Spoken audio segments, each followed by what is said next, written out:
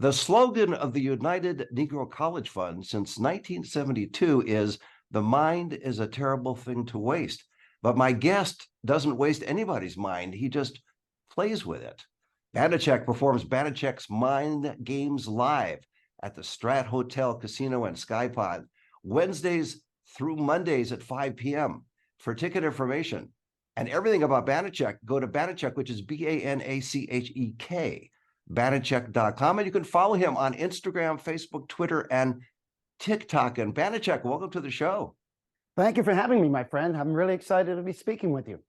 This is going to be fun because I have no mind left, so I know you can't play games with mine. But hey, most days I don't either. So I've got a kid, I got a wife, I got a dog, I got a lizard, I got exactly a chameleon, and my life with a kid is just crazy. So yeah. Well, you thought that I was wanting you on the show because of your unique talent and your education and your background, but no, I wanted you on because of your unique accent. Because thanks, I appreciate that. Absolutely, yeah. You were born in England, and yes. then you were schooled in South Africa and the United States, so you have a very unique and Australia in the middle of that as well. So it's kind of it's very eclectic. I'm kind of a mutt. I'm a little everything. So yeah, I didn't really have a home until I started performing. And then the stage became my home. So yeah. There you go. How long have you been in Las Vegas? You see, that's everything about me is so complicated. That's a complicated answer. Well, it's a complicated question. No, the question's easy. It's the answer. So I worked on Chris Angel's TV shows in the early days, Mind Freak. I was the magic consultant for him, which means we sat in a room. We had to come up with about 350 tricks in 2 weeks. We get 2 weeks off, and then I'd have to figure out how to do it. I did that for 3 years.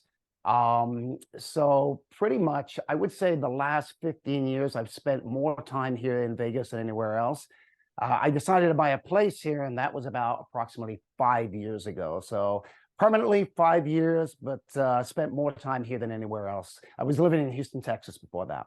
So the place you decided to buy here was the Strat, right?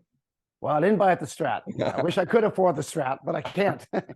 No, but I do have a residency at the Strat, yes. Right, you're performing there, as we mentioned.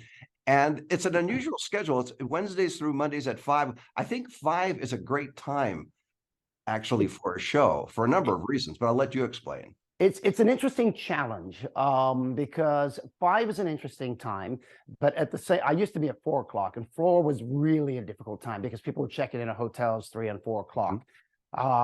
And it's also one of the reasons why we used to be dark on Fridays, because people were driving in from LA. They don't want to go see a show. They want to eat. They're tired. Or people are flying in. They don't know if they're going to be able to make a show on Friday. So they tend to schedule their shows on Saturdays. So most people tend to be dark on Fridays. We're now open on Fridays. But once Xavier left the room, I bumped up to the 5 o'clock position, which is a much better position to be in because now people have checked into their hotel rooms and they can come and see a show. It's also the perfect time because right after my show, they can still go to dinner. Yes, it's a perfect timing. And again, yeah, if they check in, they say, hey, you know what? We can grab this show real quick and have our minds played with. So, exactly. Yeah. Did you consider yourself a mentalist? I know that you were exposed to magic at an early age, but do you consider yourself a magician first and a mentalist second, or both co-equal? No, actually, I'm the only mentalist, well, that I know of that came from a mentalism background and then learned magic later on in their years. Most of them start in magic and then they go into mentalism. And that came about because when I was a kid, I guess I should give you a little bit of background on me. Please. So I was born in England, left when I was 9, South Africa 7 years. And it was while I was in South Africa that there was this man who claimed he could bend metal objects with his mind, and he became famous all around the world. His name was Uri Geller for doing this. He said that he was going to be on the radio, Springbok Radio in South Africa, and that he was going to teach people in their homes to bend metal themselves. Well, I had been abandoned while I was 9. I had 2 brothers, a year and 3 years old. So why wouldn't I want to bend metal objects, right? So I went around the room. I found a little needle, brought it to the radio, and he said, concentrate on it. And I concentrated on it. And I believe that it actually bent on a micro level. It wasn't until a few years later, I went to Australia, and then I moved to Colorado. It was all while I was in Colorado, I picked a book up by James the Amazing Randi. And it was called The Truth About Uri Geller. And he said, the truth about Uri Geller is that Geller was nothing more than a magician posing as a psychic. At that moment, I got really upset, not at anybody else, but at myself, because I had believed it was real because everybody around me had believed that it was real. I learned a valuable lesson in that moment. I learned that just because people, are educated and in a position of authority doesn't always make them correct. And so it was from that book that I figured out a couple of ways to bend a nail, to bend some keys. And I started doing that at school. And then I started creating ways to bend metal objects where it looked like I was bending them with my mind, to the point where the kids stole all the silverware from the cafeteria, and I got in trouble for that. I figured a way to make the school bell go off early by shorting wires in the hallway, but I told everybody I was doing it with my mind. I then wrote Randy a letter and said, hey, if you ever need a kid to try to fool scientists into believing this stuff is real, only to come out and say that it was all a hoax, I would be more than happy to do so. Because the climate of psychic phenomena back in the 70s and the 80s was huge. I mean, you had In Search Of on TV.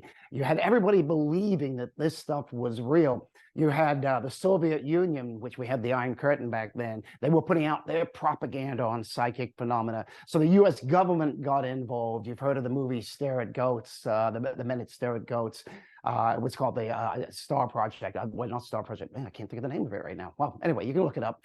And they were investigating psychic phenomena. Washington University was given $500,000 to study psychic phenomena. So I said, well, here's my opportunity. So I went in for 4 years. I convinced the scientists I was a genuine psychic, only to come out and say it was a hoax after 4 years. And the reason we did that is because scientists that have lamented for years there's no evidence of ESP on a proper scientific protocol due to lack of funding. And it was my contention funding had nothing to do with it, had to do with their biases. They were going in believing, not using proper science to document it. And also because they had a PhD, they thought they were too smart to be fooled. And basically those two conclusions, those two hypotheses right there were absolutely 100% correct. It became such a big thing. Did the scientists ever speak to you after that? I did talk to one of them much years later. In fact, right after it came out, they wouldn't answer their phone. We had a big meeting at the Time Life building. It ended up being in every college textbook. It was huge. It was really huge. Changed parapsychology forever. Even the CIA put out a note because they were doing their own studies and trying to say they weren't associated with our studies. And I did speak to them, and they were like, well, what about this? What about this? What about just trying to hold on to hope for one little thing that they could say was genuine. Unfortunately, it ruined their careers. There's a great podcast, and I hate to push people out of the podcast as well, but if you want to know more about Project Alpha, we could go on for hours on this, but it's called The World's Greatest Con, and it starts with episode 301, and there's actually 6 episodes there, and I'll give you a complete background of that entire story, and it's really from the perspective of 2 kids that got in way over their heads and didn't know how to get out of a situation. So, and I'll leave you with that teaser. Right okay, no, that's good. I'm surprised that you didn't take advantage of all that Cold War stuff at the time and tried to bend the Iron Curtain. Yeah, if only it was that flimsy, right? It took Reagan to bring that down. So yeah. I'm also in charge of, as a result of that, with James Randi, I became very close friends of his. And I'm president of the James Randi Educational Foundation, where we have $1 million for any psychic that can perform anything under proper scientific protocol. And you would ask me, see, I did this again. I went off on a tangent. That's okay. I'll keep you on track. You asked me about mentalism and magic. So right. When I started out back in the 1970s, there were very few mentalists. In fact, mentalist was not a term that anybody would know, not till AGT started having mentalists on. Did anybody know what it was? We were sort of thought of psychic entertainers. And every mentalist that I knew wanted people to believe that they were real. But I had this ethical dilemma with that. And you'll see that if you come to my show. I tell you it's not real while I'm convincing you that it is real. We can touch more on that in a minute if you want to. But I was the first one to say that this isn't real. I said, I'm taking my 5 known senses to create the illusion of a 6th sense. I use verbal communication, nonverbal communication, magic, psychology, and I mix it all together to create the illusion that I am reading your minds, to the point to where I'm getting social security numbers, I'm getting birth dates, I'm playing Russian roulette with knives, I'm blindfolded, and I can tell you what people are holding over my head. So I was the first one to do that. And in the beginning, so many mentalists were upset at me. And they said, there's no place for a fake mentalist. But then I was getting Entertainer of the Year in the college market 2 years in a row, novelty entertainer. And they went, well, Banachek's the exception. I'm like, if I'm the exception, you can all do it as well. And so now Darren Brown over in the UK, he adopted that. It became huge. And almost every single mentalist now adopts that approach, that they're using psychology. The problem is a lie is a lie is a lie, right? We're not just using pure psychology. We're also using magic as well. So you have to incorporate that you are using tricks. And I think that's the ethical way to entertain people with this type of entertainment. Well, don't you, when you say magic and tricks, it almost demeans magic. I think magic is at a higher level than quote unquote tricks. In other words, you're using certain techniques. Maybe that would be a better term. We are, but the bottom line is it all comes down, it's a trick. That's the bottom line. Right, it does, you know, some people, and a lot of mentalists would argue that cheapens it.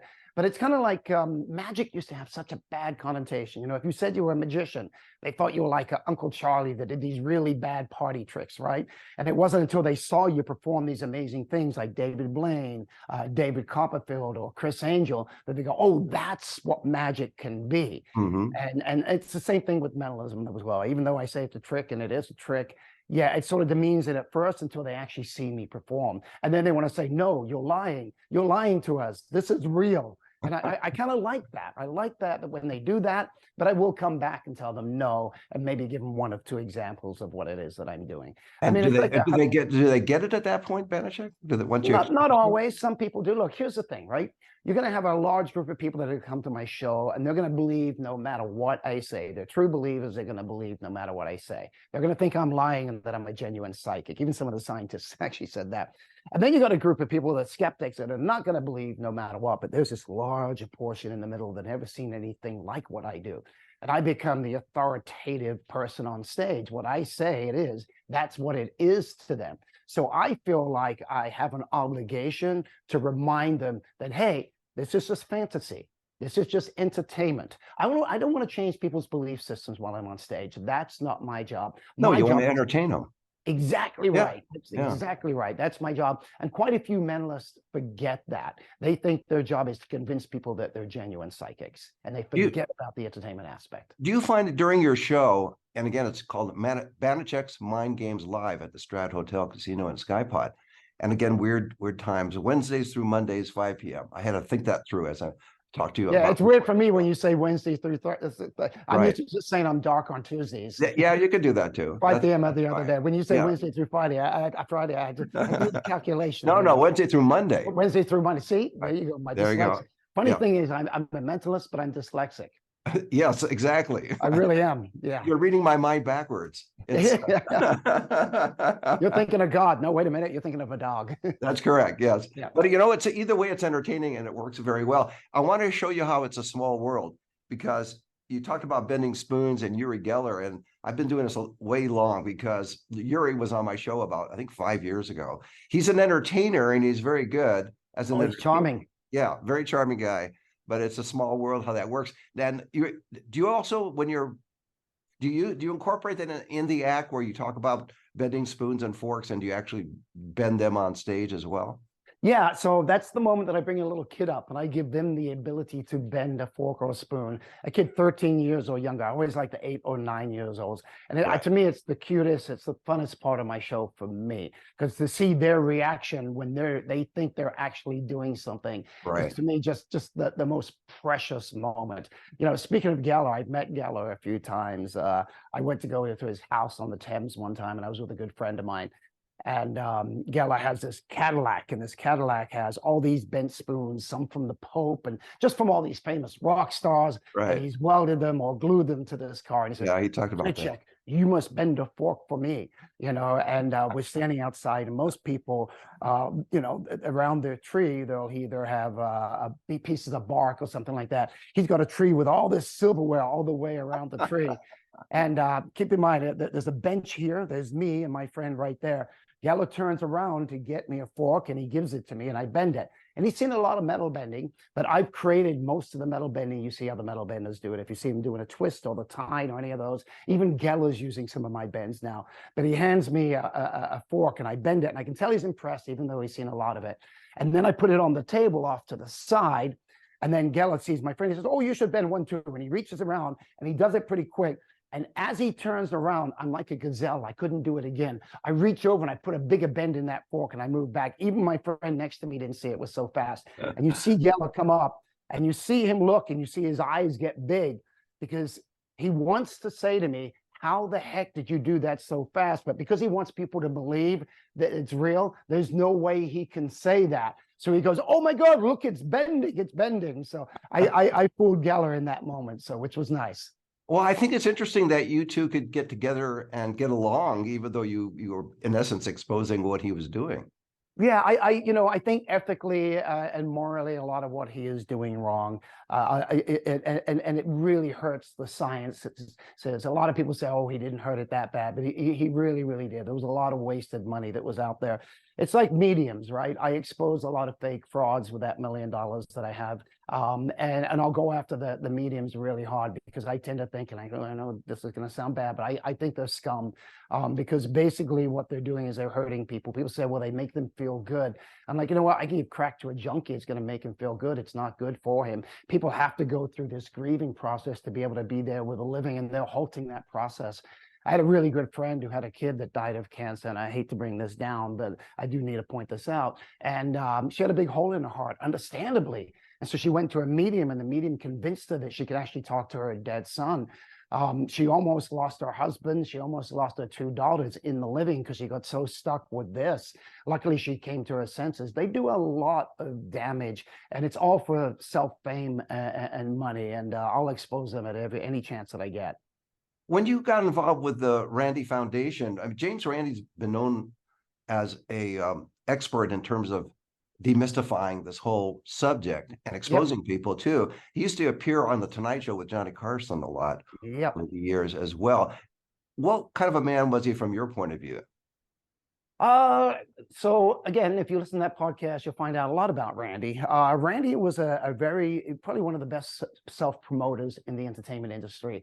The skeptic movement would not be what the skeptic movement is today if it hadn't been for James Randi. I remember being in his house and he's doing 3 or 4 radio interviews on the phone in the morning. He's doing a couple of newspaper interviews in the evening, and it was just go with him consistently. He could take a small story and make it into a big one. Project Alpha, the thing that I did, would have never reached its climax the way that it did if it hadn't been for Randi. There was an evangelist that I found was using an earpiece by the name of Peter Popoff, and we really don't have a lot of time to go into that. You want to find more about that, you can actually put in hoax and Popoff online, and you'll find that. But I found out that this evangelist was using this earpiece, and I argued with Randi about it. And Randi went out, and we got a friend from MIT, and we found out it was his wife that was giving him information that had been stolen from people during the evangelical meetings. And we took that on the Tonight Show as well, and that became a huge thing and shut him down. And that would not have happened had it not been for Randi. He pointed out, fake bomb sniffers, and he was able to get those shut down. Randi was he was a force. I mean, he was a true force. Yeah, amazing guy. What are you amazed at the reaction you get from kids now? Because you were a kid and you were amazed with magic at an early age too when you were growing up. Yeah. Of course, if you're a kid, you're growing up, but you were amazed when you were exposed to magic. Do you find that I never grew up, just so you know? Oh, okay, fair enough. Body-wise, maybe. Mental. Well, that's the saying goes, you're only young once, but with humor, you can be immature forever. Exactly right. So there you have it.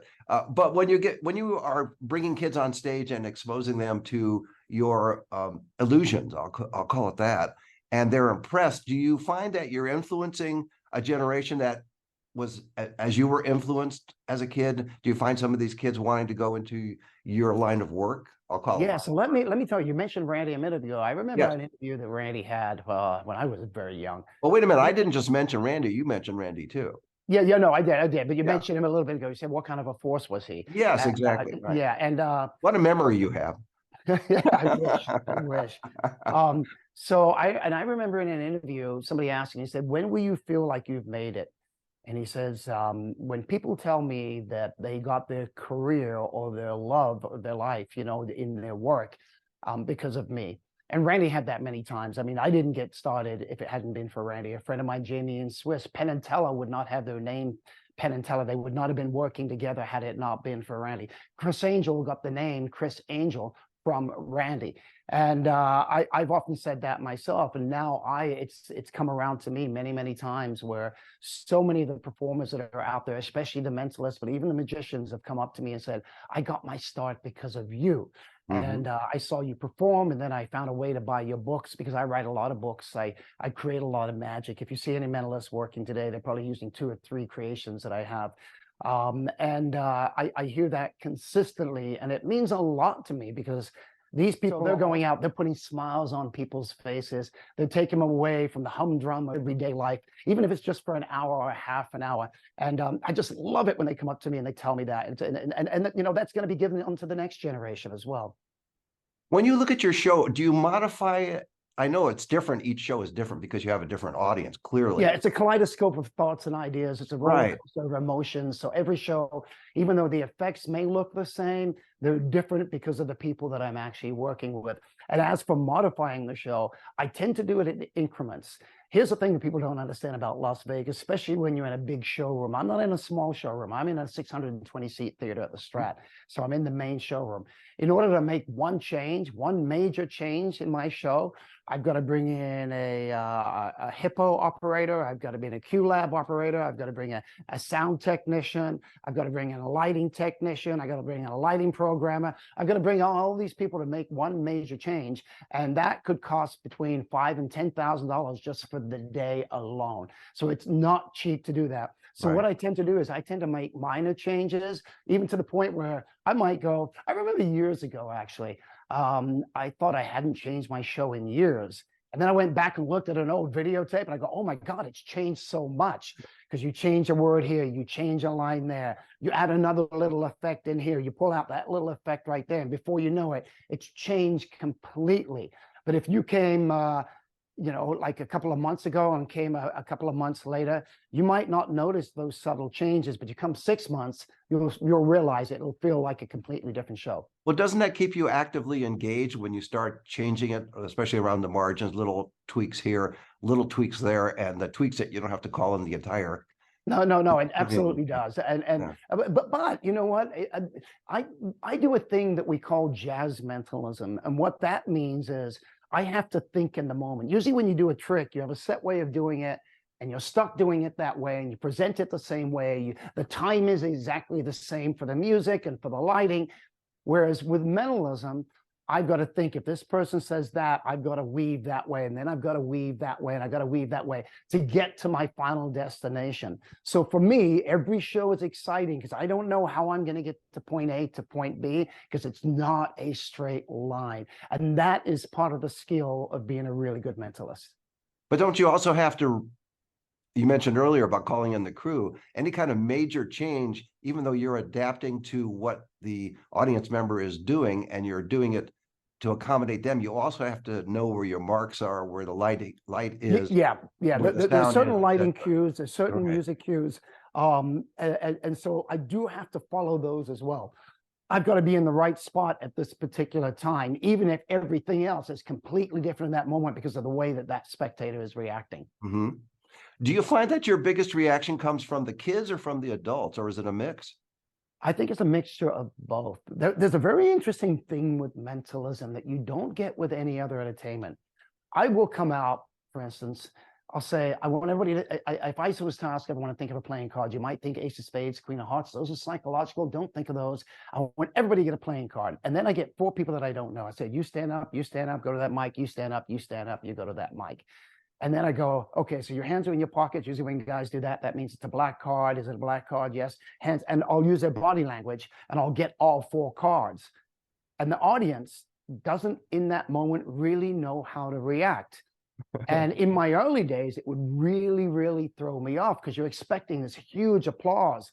But it's almost like a stunned silence in that particular moment. Because after the show, people are coming up and they said, I was so shocked that you got those, but I didn't know how to react in that particular moment. Right. So mentalism is a little bit different than regular magic or any other form of entertainment in the aspect that when people are sitting there like with their mouths open, like, I've got to take that as my applause sometimes. Well, can't you meet with the sound guys? I know it would cost an extra $1,000, but have them pump in canned applause so that you feel comfortable? You know what? It's funny you say that because I'm the first guy to be buried alive. I was chained, handcuffed, locked in a glass coffin, lowered 9 feet in the ground. And we show videos throughout the show of different things that I've done. And this is one of those things. And in there, at the Orpheum, because it was a live show, there is applause that we couldn't take out because William Shatner is talking in that moment. And yeah, that does tend to get people to applaud a little bit more. I do know other shows in town that do put applause cues and those things in there. I don't know. I just feel like it's a little bit icky to do that. Yeah. Even though it's showmanship and it does that, I'd rather get the real applause itself. And I'm actually okay with them being there in stunned silence, so long as their reaction coming out of the theater is to talk about the show and to talk about how incredible the show was itself. No, that's the perfectly logical response to that. And the fact you can be comfortable in your silence speaks volumes, because a lot of people are not, a lot of performers are not in that Oh, sense. I do point it out to the audience. It becomes a funny moment, actually. So, yeah. Before I let you go, what's the most dramatic illusion that you present during the show that you could share with us without giving away what it is? Yeah, so everything in my show is a baby. People always say to me, what's your favorite thing? And it wouldn't be in the show if it wasn't my favorite. So I have a lot of things, the whole show, and everyone, it just depends on how the audience reacts, because they all react differently on different things. If you're asking me to come to my show, what was your favorite part of the show? It won't be consistent. They'll all talk about something different, something that hit them emotionally. But the most dramatic thing is probably the knife roulette. I am the first performer ever to do a Russian roulette with knives. Since that time, thousands of magicians have tried to emulate me. And if you go online, YouTube, Vimeo, any of those, and put in knife roulette, you're going to see magicians that have failed. Even David Blaine performed it just recently, and Spike went into his hand. Oh. I have 5 knives. But how do you get them into the revolver? That's the thing I don't get. Yeah, I used to do a bullet catch, by the way. The Penn and Teller bullet catch. Right. I gave that to Penn and Teller. Well, I was just thinking normally a Russian roulette involves the revolver, and here you're sticking knives in the revolver instead of the shells. No. Let me explain how it works. All right. Okay, So we fair have enough. 5 knives. 2 of them stay extended. They're locking. That was a blade. joke, Banachek. It was a I bad know. one. I know Yeah. it was. I know it was. I know. I was just skipping over it. Fair enough. Yeah, but 2 of the knives stay extended. The other ones are all closed, and they're sealed in identical envelopes, and they're mixed up. 5 people come up, and there's a lot of byplay, psychological byplay, and they select knives, but they don't know if they have a dangerous knife or just a handle. And my prediction is opened by another lady. I might say 2 and 4 have deadly weapons. 2 and 4 go to the other side of the stage. I then lay down on a table, and the other 3 people come up. 2 of them stab me in the stomach. And then the last one I bring my hand down upon, and then the other 2 knives are seen to be the genuine knives themselves. So that's probably the most dramatic part of the show. It's the part where people will be doing this. And, Exactly. sometimes As screaming, I just did. Yes. covering their kids' eyes.